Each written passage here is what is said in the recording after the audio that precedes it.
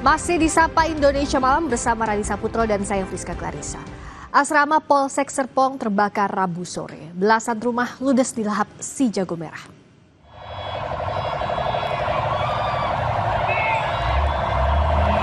Kobaran api disertai asap tebal terlihat dari lokasi kebakaran. Asrama polisi yang dihuni personel Polsek Serpong.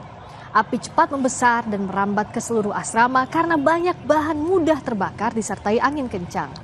Salah satu penghuni asrama menjelaskan api diduga berasal dari korsleting di salah satu rumah.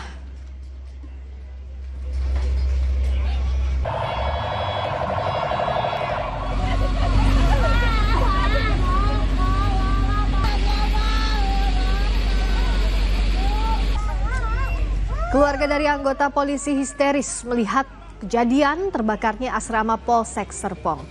Salah satu penghuni asrama menjelaskan api diduga berasal dari korsleting di salah satu rumah.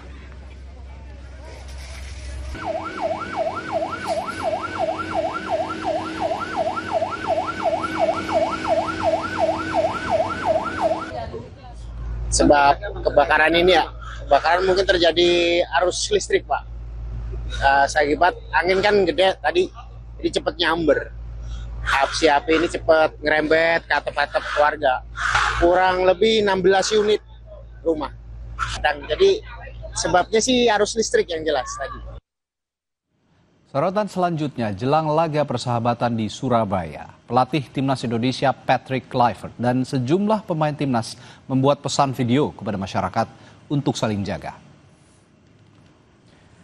Dalam bahasa Inggris dan Indonesia, pelatih Kluivert dan sejumlah pemain seperti Rizky Ridho, Jai Itses, dan Ragnar Oratmangun meminta masyarakat untuk saling jaga. Pesan ini disampaikan merespons aksi unjuk rasa yang berujung kericuhan di sejumlah daerah.